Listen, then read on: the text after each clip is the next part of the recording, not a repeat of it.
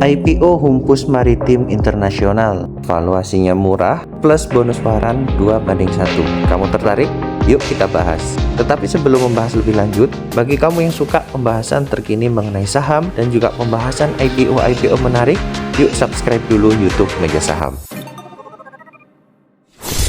PT Humpus Maritim Internasional Tbk merupakan perusahaan penyedia jasa persewaan kapal, terutama untuk pengangkutan gas alam cair atau LNG, jasa layanan angkutan bahan bakar, dan juga minyak mentah. Selain penyewaan kapal, perusahaan ini juga melakukan jasa pengelolaan kapal, jasa manajemen awak kapal, dan pelatihan edukasi sertifikasi awak kapal. Perseroan saat ini memiliki 27 kapal dengan berbagai macam jenis. Kemudian, HITS adalah pengendali perseroan dengan kepemilikan 65,45%, sedangkan GTSI adalah anak usaha perseroan dengan kepemilikan 84,79%. Jadi kalau kita lihat di sini, pengendalinya itu HITS ya teman-teman, sedangkan kepemilikan terbesarnya yaitu di GTSI, sedangkan GTSI adalah anak usaha dari Bumi ini dengan kepemilikan 84,79%. Jadi kepemilikan saham terbesarnya itu ada di GTSI ya teman-teman. Mungkin ini juga yang menyebabkan akhir-akhir ini GTSI sahamnya ikut bergejolak. Pendapatan per segmen di tahun 2022, 98,2% dari jasa sewa kapal, kemudian 1% dari jasa pengelolaan awak kapal, 0,5% jasa pengelolaan kapal, dan 0,4% pusat pelatihan awak kapal. Pelanggan perseroan di tahun 2022, kontribusi terbesarnya dari PT Humpus Transportasi Kimia, lalu kemudian BP Brau Limited, PT Pertamina International Shipping, PT PLN Gas Geothermal, dan PT Pelabuhan Indonesia. Di sini ada catatan bahwa PT Humpus Transportasi Kimia adalah pemegang saham 7,27% saham perseroan setelah IPO dan juga penerbitan waran seri 1. Kinerja keuangan year on year, ini pendapatannya dalam juta dolar ya teman-teman. Dari tahun 2020 ke 2021 ini turun 3,6%, tapi dari tahun 2021 ke 2022 naik 37,4%, dan dari bulan Maret 2022 ke Maret 2023 naiknya 9,1%. Ini untuk kenaikannya dalam persentase emang tidak terlalu gede ya teman-teman, tapi ingat ini satuannya juta dolar ya. Laba bersih perusahaan di tahun 2021 ini pernah minus sampai dengan 290,9%, tetapi dari 2021 ke 2022 naik 155,1%, dan dari Maret 2022 ke Maret 2023 naik 26,8%. Bisa kita lihat dari data ini, kalau keuntungan bersihnya itu tidak terlalu besar ya, bahkan ini pendapatannya pun menurut saya masih nggak stabil. Menurut saya jika melihat dari data kinerja keuangan ini, kinerja keuangannya kurang menarik ya. Tapi apakah perusahaan yang keuangannya kurang menarik seperti ini saat IPO nanti pasti ARB? Ya belum tentu. Kalau kata Pak Arga dari Creative Trader, itu mah suka-suka bandar, mau naik atau turun. Menurut kamu gimana teman-teman? Silahkan tulis di kolom komentar.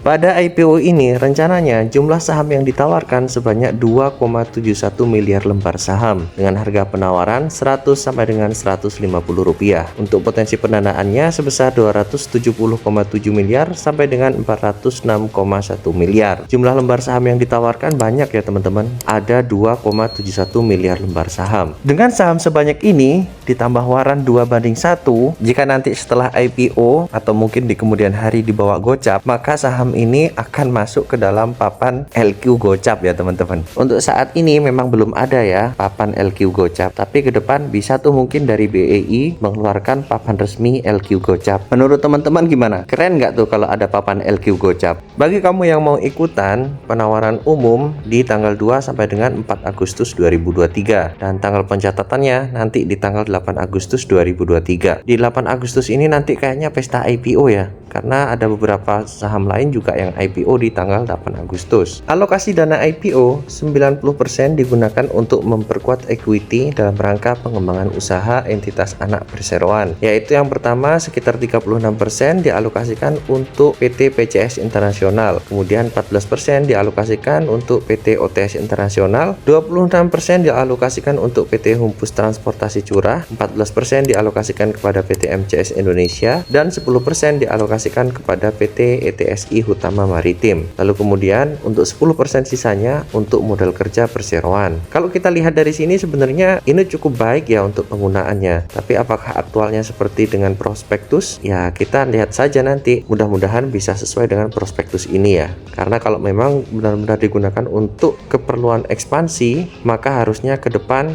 kinerja keuangan perusahaan juga jadi lebih baik.